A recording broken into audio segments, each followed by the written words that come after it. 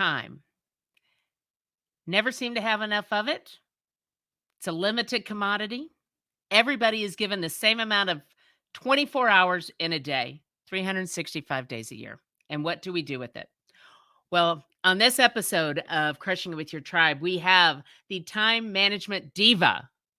And Dr. DJ is going to share with us some hacks and some ways of managing our time so that not only can we be more productive in our job, but we can spend more quality time with those that we choose to. So stay tuned for this episode of Crushing It With Your Tribe. As a Texas realtor, Robin McCoy is in the unique position to meet and know so many different people in a wide range of industries. These people are her tribe, and she leverages them not only to help her business, but to help theirs as well. Welcome to Crushing It With Your Tribe, where we share real talk about building business and life relationships. Here is your host, Robin McCoy. Hey, everyone, and welcome to another episode of Crushing It With Your Tribe. I am Robin McCoy, a Texas realtor and a proud member of the American Businesswomen's Association. And today I get to have one of those ABWA sisters on board on the show today. She is a force, and I'm so excited to have her on. Her name is Dr. Deborah Johnson-Blake, best known as Dr. DJ, and she is an award-winning entrepreneur, educator, motivational leader, corporate trainer, time management, and certified life coach who focuses her career on helping other business professionals succeed. She is the self-proclaimed time management diva, and that is part of her service field where she offers weekly time management tips on social media. She has a management enriching, I can't even say it, she has a coaching program. I'm not getting it out.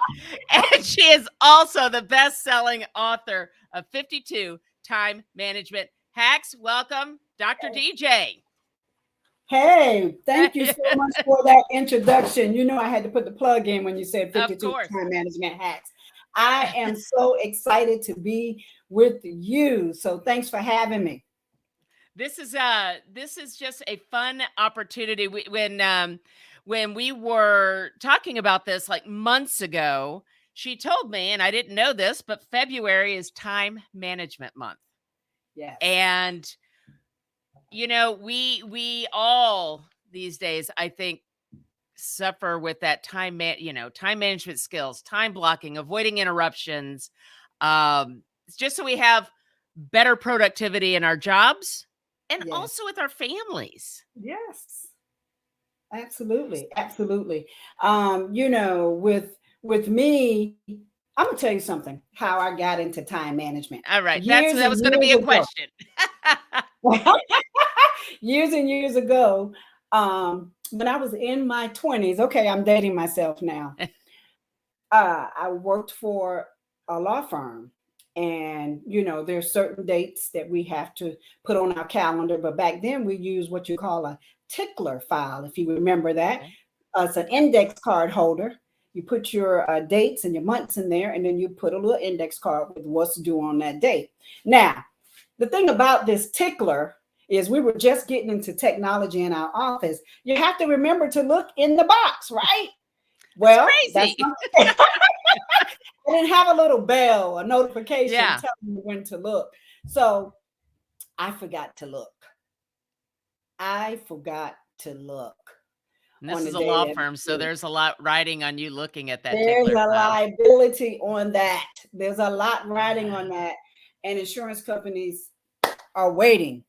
So what happened was, by the time we realized that a lawsuit was not filed, I went to the file, and guess what?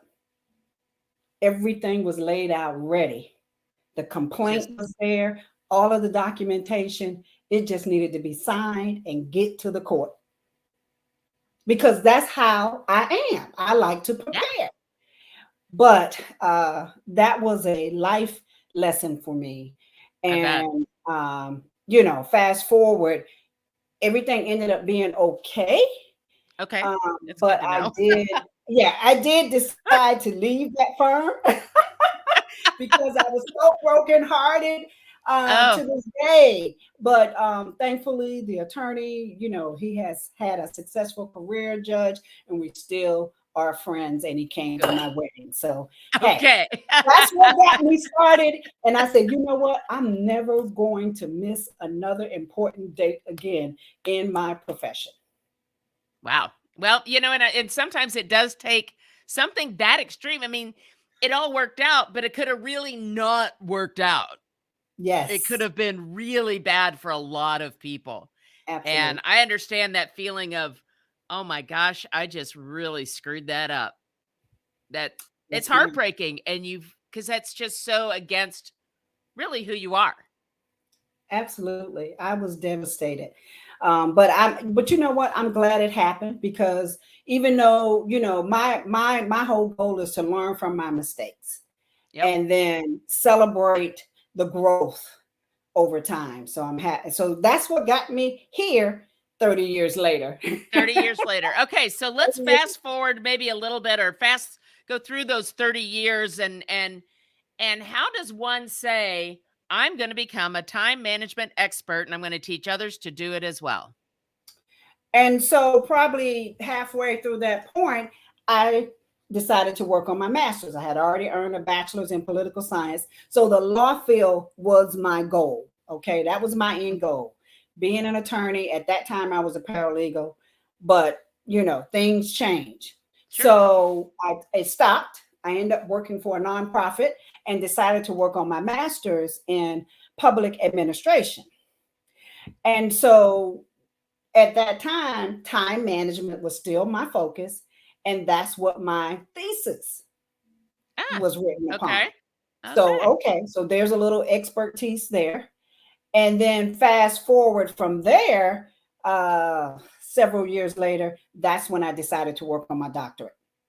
And so my whole doctorate was focused on, my dissertation was focused on time management and nonprofit administrators in two-year colleges. And at that time, I was working as an administrator at a local technical college. So that's how I got that expertise. And then, of course, from there, started writing books and speaking and doing workshops and things of that nature. And so that made me call myself the self-proclaimed time management diva. I love it. Do that. I think you can. You know what? You get to wear the tiara. Yeah. You may have it. So, one of the things that you mentioned is, and we'll kind of get into how can people be better time managers, just in general. And you say that it's critical, obviously, to have a productive day. And many people who attempt to manage time and get more done often fail because they don't plan it accordingly. Right. Talk to me a little bit about that. How are they not doing it accordingly? Be the leader you know you can be. Build your professional network and access education that takes you where you want to go. We are women of all ages and backgrounds. You deserve national recognition and opportunities to build relationships with people you want to work and grow with. Hit the ground running with the Charisma chapter of the American Businesswomen's Association. Meetings each month from 6 to 8:30 p.m. on the fourth Tuesday in Farmers Branch, Texas, and online. Come with us. Experience ABWA for yourself. Go to charisma.abwa.org to learn more. How are they not doing it accordingly? So, based on my experience and my knowledge, first, let me say that we're not managing time, we're managing the tasks. Yes. And so as we're managing the tasks, we have to understand how long does it take to do certain tasks, especially those tasks that we do on a regular basis. Mm-hmm. So, and that's another conversation about a time audit. So in order to know how much time it takes to spend on certain tasks, especially those repetitive ones that you do regularly, you got to audit yourself. So you got to literally put the timer on down as soon as you start. How long am I doing this? That is, yeah. So whatever that is, say, okay, it takes me, an hour and a half to do a monthly report or a weekly report. Sometimes what happens is we underestimate how long it takes for us to complete tasks, which puts us behind and which doesn't make us as productive as we could be. And it makes us stressed out. Yes, absolutely stressed out. And, in some of my talks, I talk about, how can you be more effective in your days? Okay. And some of that is, making sure that whatever goals you set, that they are SMART, SMART, specific, measurable, achievable, realistic, and has a time bound. You just can't say you want to do something and don't put a time limit on it. You got to make sure that you schedule effectively. Make sure your schedule is effective and benefits you. A lot of times we are especially if we're working in corporate or for whatever organization, we have meetings after meetings after meetings, right? Some of them may not be appropriate for everybody in the room. Sometimes you can just provide your information, electronically. It just depends. So that's effective scheduling, not being in every meeting. And I understand that sometimes if you have a supervisor that's advising, that requires your presence. You're being prepared, So I do understand that, but just scheduling effectively, making sure you're in those appropriate meetings and prioritizing regularly, Sometimes we don't prioritize. Sometimes we want to do the fun and easy stuff instead of the serious stuff that impacts the bottom line. I can be guilty of that. We all can. You've got this list. You go, look, it's take 5 minutes. Let me just get this done. And by the time you do that, 6 people have come into your office. You've had 3 emails and phone calls. And now you're all bogged down in the weeds with this other stuff that came up, and you didn't get the big rocks done. You didn't get the big rocks done. And so let me tell you something I used to do when I was had my own office in the school. I put a sign on my door. Do not disturb unless the building's on fire. Now, I was fortunate. I did have a gatekeeper. I had an assistant. But people still want to do the knock. It says do not disturb, working on a project. The building has to be on fire. So I will tell you that I would know if the building was on fire because I was on the fire committee to make sure that people got out the building, on my side of the building. So, but a lot of times if those interruptions that impact how much we get done for the day, a lot of times if somebody came to my office and you're sitting there for a couple minutes and, you chit-chatting about something unrelated to work and then you get into the work thing. But what happens is that robs a lot of your time. At that point, I stand up and I talk and walk them to the door. And if they still didn't get the message, then I might say, hey, I have a lot of work to do. You want to sit here and help me? Of course, they're gone on that, right? But, the telephone calls, the emails, telephone calls can go to voicemail. You can set a time to, listen to your voice messages. Of course, if emergencies come up, you're gonna. This is emergency. Nothing's a hard and fast rule. When your kid's school is calling, you need to answer the phone. Right. You got to do that. Your husband, your spouse, or whomever, your partner. Certain things you answer the phone, and yet answer the phone. Something else, and again, and I, as a realtor, you think I can't not answer the phone because somebody may want, are calling me for service. And then they're just going to call the next person down the line. And 9 times out of 10, when that phone rings and I answer it on an unknown number, it's somebody wants to sell me health insurance. Right.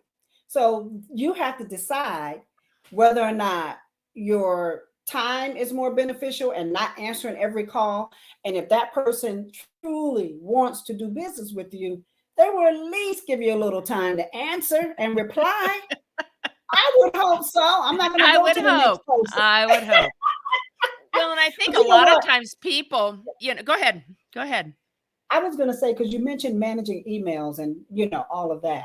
So for me, and this is for me, and I know what works for me doesn't work for other people, but the notifications, the sounds, I don't like those. They're a trigger. So instead of me looking up every time there's a ding, ding, ding, ding, we're humans. We want to look and see.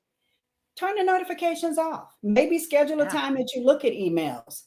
Because again, if an emergency is going to come, they're going to call or text you, and you're going to know when to answer that phone or when to answer that email. So, because otherwise you'll be bogged down all day with all email. day long. All day long. And then you can't get that important. Now, emails are important. Don't get me wrong. And especially depending on the line of business that you're in. We understand that. But otherwise, try to manage that a little bit better by putting those notifications on, sending automatic messages. Yeah. Yeah. Well, an auto respondent, I am with clients all morning.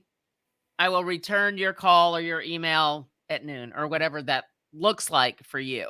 Absolutely. No, I think, I work real hard at time blocking. Like these are the hours I'm going to do, the list of tasks, right? Mm-hmm. I'm going to have an hour in the afternoon, which I call a jam session, where I'm going to knock out the stuff, right? It's a jam session. Now, this week, some things came up and I did not time block very quickly. And I sometimes had to be in two places at once or didn't allow myself enough time to go from where I am to where I have to go. Mm-hmm. And when you are in a metroplex like Dallas, or I believe you're in Atlanta, yes, it takes a minute to get from A to B. It does. So I think it's being, like you were saying, being cognizant of how long is it going to take to actually do this, to get in my car, to drive, to get out of my car, to, do whatever I got to do for whatever this next appointment might look like. Absolutely. And I think many people fail to factor in the travel time. And on most of our devices, especially cell phones, if your calendar is on there, if you use a digital calendar, then there's an opportunity to put the travel time on the calendar as well. So therefore you can prepare, several, 30 minutes, 40 minutes before and get to your destination in a timely manner and on time. And in these metro areas, or even early, hopefully early, but in these metro areas, we never know when there's going to be an accident, right? No, or construction, or just, I mean, I think that is one of the hacks. If that's maybe the 53rd hack is putting your travel time into your calendar. But those are little tools that an individual can use I mean, we've got technology now. Let's leverage a lot of that, right? Absolutely. You were talking about a lot of meetings. Can you put yourself unavailable during a segment of so nobody schedules a meeting on you? Is this the year that you're going to stop paying rent? Is this the year that you are going to finally purchase your own home? But where do you start? How do you get your questions answered? Well, I'm Robin McCoy, and I'm a Texas realtor with Keller Williams. Relax, I got this. I have a home buyers masterclass the first Saturday of every month, and it's free to you, and it's all online. Just text the word masterclass to 214-226-3770, and we'll get you registered and on the path to home ownership. Can you put yourself unavailable during a segment of so nobody schedules a meeting on you? Yes, you can, depending on what software you're using. Of course, many offices use Microsoft Office, and you can, say, block out a time saying you're unavailable or busy. And then if you do happen to have an assistant, that's a good thing, who can also be that gatekeeper and make sure that nothing's scheduled. However, having said all of that, it all depends on your supervisor if they ignore the, block time. I mean, you could be out of the office. You could be at a doctor's appointment. But that does help give you a little more time back in your day. Yeah. And speaking of that, if you don't mind, I'd just like to give a couple of tips on how some of your viewers and listeners can find more time. Simple.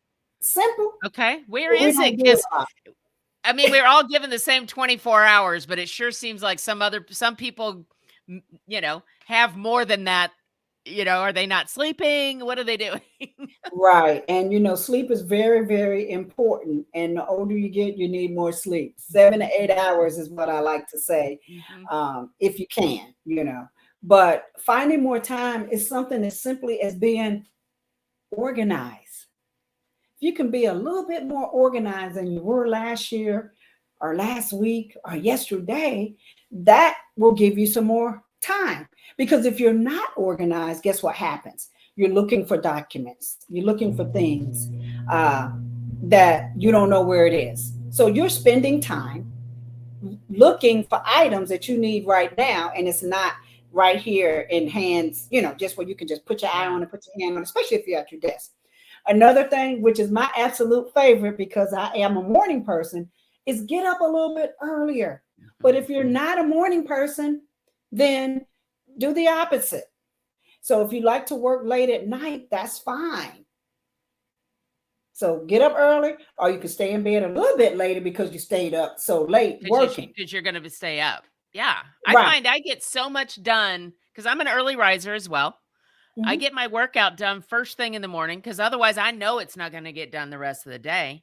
Right. But that sets my day and it sets my tone to maximize the rest of that morning. Absolutely. And exercising early in the morning is absolutely good for you because it impacts your metabolism the rest of the day, and it gives you a little bit more energy. So that's a good habit to have. Another thing that people can do is re-examine the schedule. Just because the schedule's there doesn't mean it's set in stone, especially if you have something to say about it. Yeah. So re-examine the schedule. Like, wait, this isn't working for me. Can I move, my regular X appointment to later in the day when it fits better with what I need to do the rest of the day? Absolutely. A lot of times we are so overcommitted. So you assess how many commitments do you have, and then how do they impact the bottom line or your goals for that week. Very, very important because we get so stretched a lot of times. And it's okay to say no. No is a complete sentence.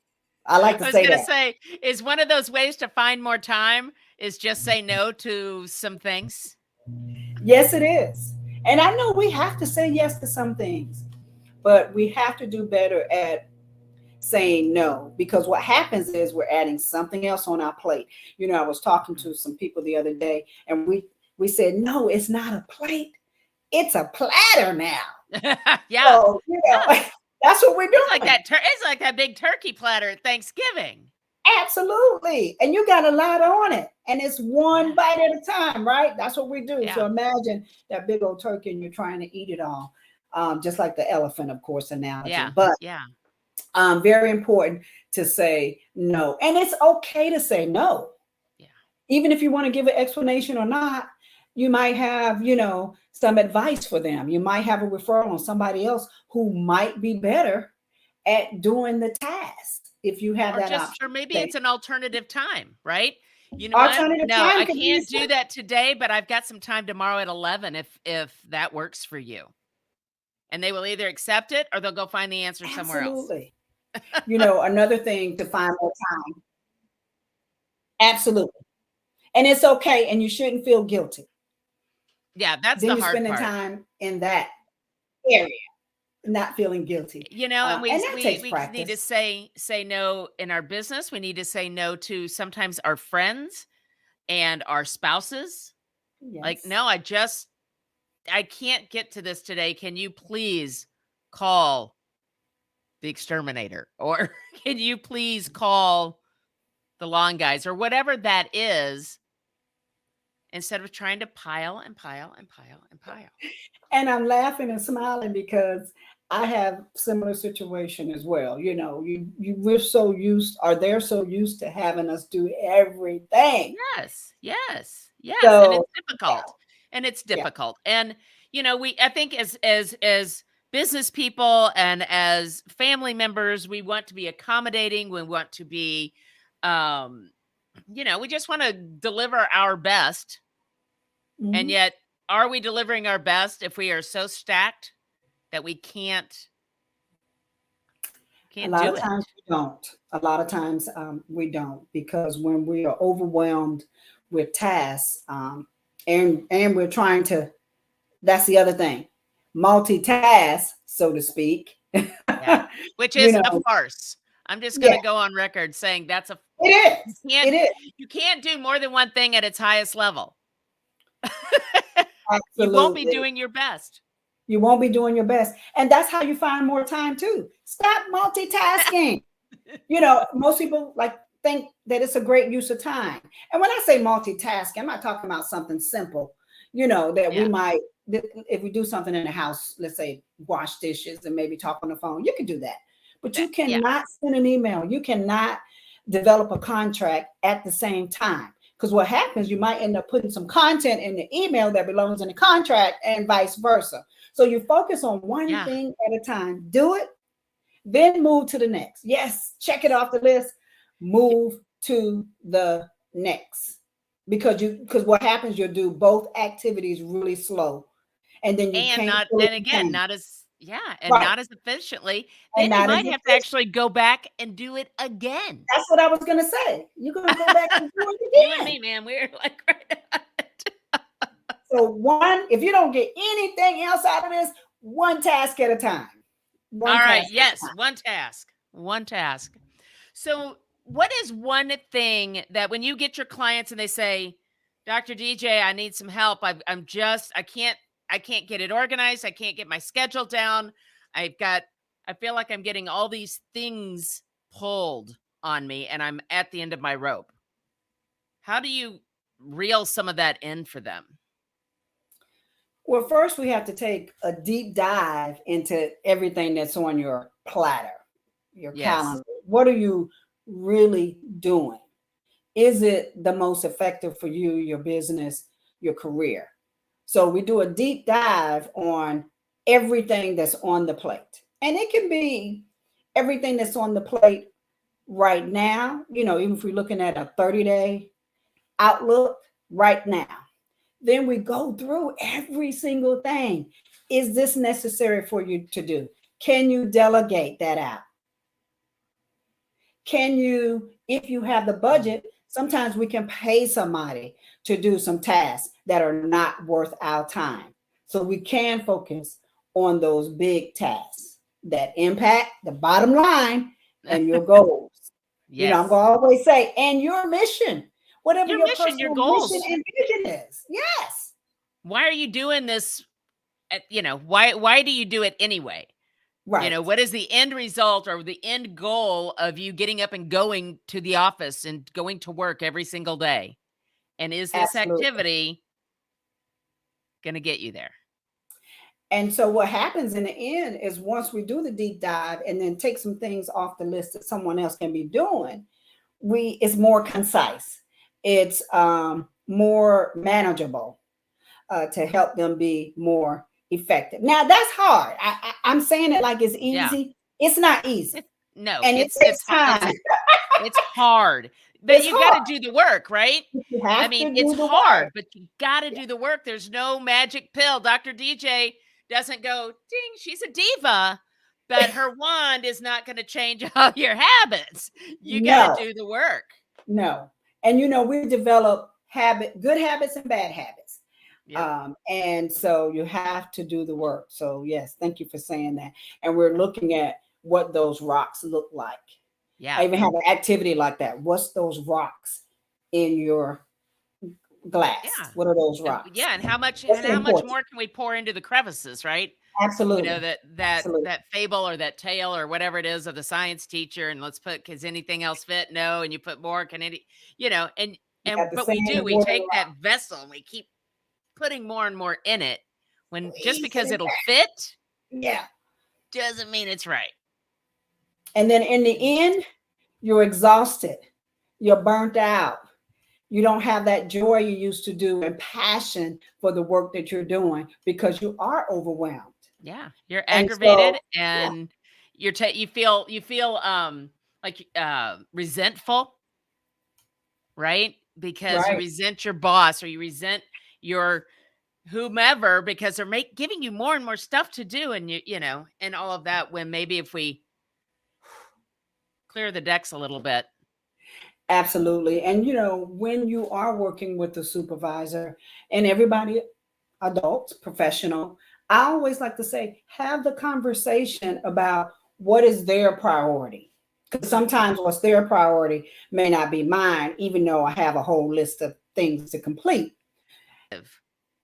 For people, if that deadline is missed, all of a sudden, realtors are buying curtains and refrigerators if they don't do things properly. So, yes. Right? I give to you, right? Yeah, here you go. Absolutely. Absolutely. So, yeah. Well, as we kind of wrap up here, tell me, what is a couple of things that maybe we didn't get to that maybe we should, that maybe we might have missed out on in the last And few minutes. we've touched on so much, it seemed, as well. But what I like to say is,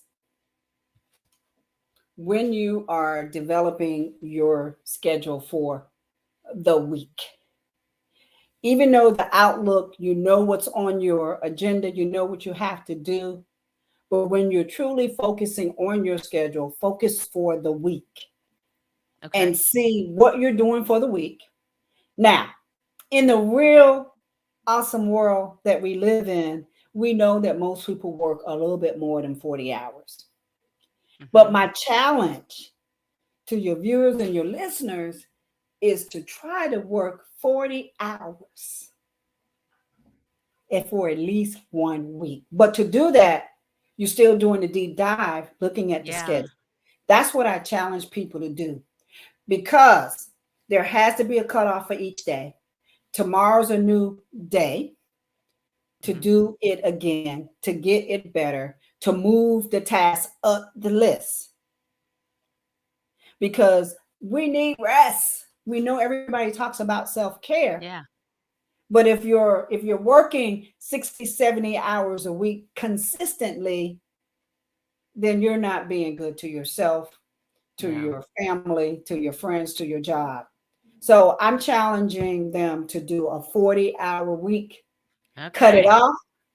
Even if you work from home, cut it off and leave your workspace. And if you got an office, close the door, turn off the computer. Yes, our minds constantly are thinking about things that we have to do.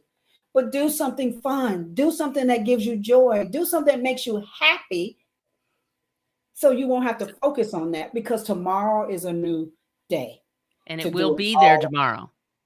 It will be there tomorrow. It will be there tomorrow. And guess what? If something happens to us today and we can't be there tomorrow, they're going to get somebody else to do it. It's true. It's true. It's true. All right. Well, hold up that book for me. Hold up that book for me. I absolutely will. All right. There's the book, y'all. So we're going to have a link to where you can purchase that book. We're going to have all of Dr. DJ's contact information. She is the time management diva. And if you find yourself saying, I don't have enough time, my schedule's too bogged down, I can't get it under control, call her. It's okay to ask for help, right? It's okay to ask for help. It is and okay. And sometimes it seems like, well, my schedule should be the easiest thing. I should be able to manage that. And it is not, because there's other people involved. You have superiors, you have coworkers, you have children, you have spouses, you have friends, you have parents, you have all of these that want a piece of that 24 hours. A piece of that 24 hours. But you have to learn how to say no. Yeah. To get some. All right. There it is. So you guys all got your tips. You all got some tips on how to try and find that extra time in your day.